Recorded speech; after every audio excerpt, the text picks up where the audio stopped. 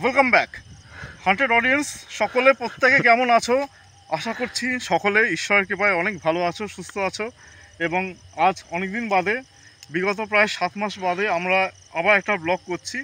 তা এটা নিয়ে আমাদের মোটামুটি একটা 5 নম্বর ব্লগ হচ্ছে, সম্ভবত 5 নম্বর ব্লগই হচ্ছে। যাক, এর আগেও যেসব ব্লগগুলো করেছিলাম, তো সেই ব্লগগুলো আমি আশা রাখছি আপনাদের তো প্রত্যেকের খুব ভালো লেগেছে। আপনারা অনেকেই দেখেছেন, অনেকেই আপনারা কমেন্ট করেছেন।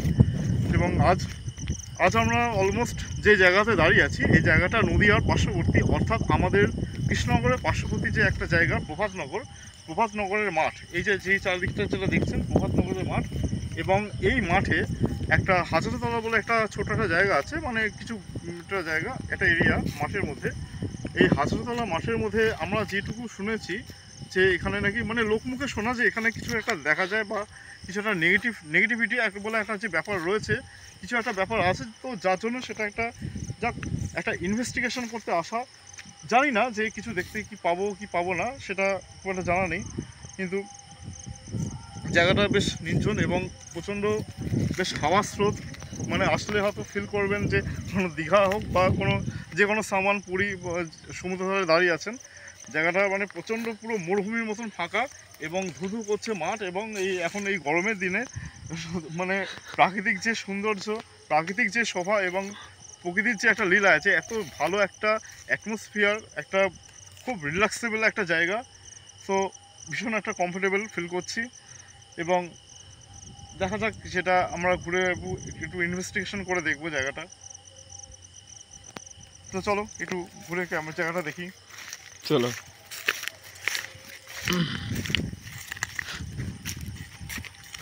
আচ্ছা প্রদীপ, তুমি এই জায়গাটা সম্বন্ধে কি জানো একটু বলো, তোমার মুখে শুনি।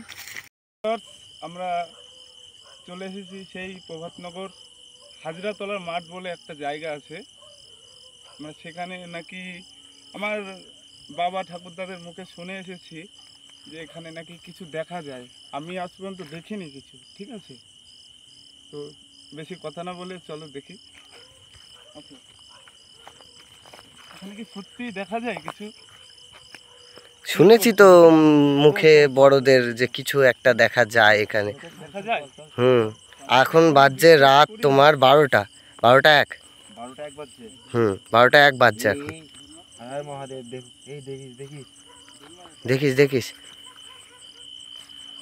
দেখিস এই কি রে, কি হলো? এদিকে টর্চ মেরে দেখি, এদিকে আসতে থাকবে। কি হলো? এখানে মনে হচ্ছে কিছু একটা আছে। না, অত কাছে যাস না ভাই, একটু এদিকে চলে আয় না বাবু। অত কাছে যাওয়ার কি আছে? আমরা এইটা দেখি না, দেখি অত সাহস দেখিয়ে লাভ নেই, যেহেতু বড়দের মুখে শুনেছি যে কি না কি। ঠিক আছে, থাকতে পারে। তুই তো বাইরের দিকে আয়, তুই আইল বরাবর দৌড় মারবি, ভেতর দিস কেন? এখানে সত্যি কিছু আছে কিনা। আরে অত দূরে যাওয়ার দরকার নেই, এত তোরা এই ভেতরে যাচ্ছিস কেন এত? ওটা কি দেখা যাচ্ছে? ওটা ই ভাই, এ ভাই,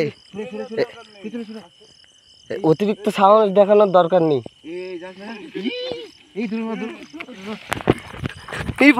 ভাই ভাই আমার ভয় লাগছে, তোরা ভাই বেরিয়ে আয় না ভাই, চলে আয় না। এই ভাই, ভাই টর্চ মার, ওদিকে টর্চ মার, ওর দিকে, ওর মুখে টর্চ মার। কি ওটা কি? ওটা কি? ওদিকে যাস না, ওটা কি? ওটা কি? ওটা কি? ভাই ভাগো ভাই, ও ভাই, ও ভাই, ও ভাই, ও ভাই, ও ভাই, ভাই কিছু একটা আছে ভাই, কিছু একটা আছে ভাই, তোরা সাহস দেখানোর কি দরকার? চল না ভাই, ভাই কিছু একটা আছে ভাই, চল না তোরা। ভাই কি? ভাই ভাই ভাই দূরে চলে আয়, দূরে চলে আয়।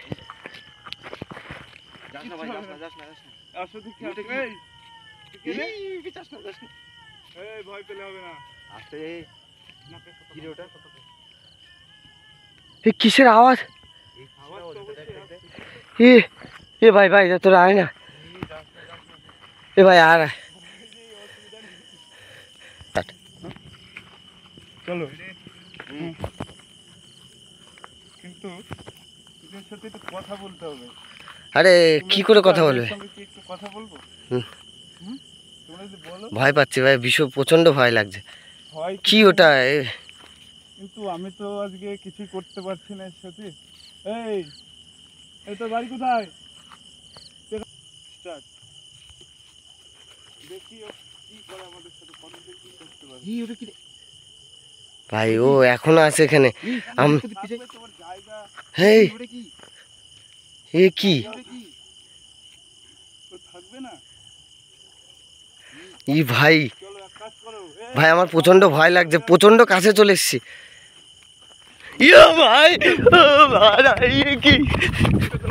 ইয়া ভাই, ইয়া ভাই। এদিকে করো, এদিকে করো, এদিকে করো।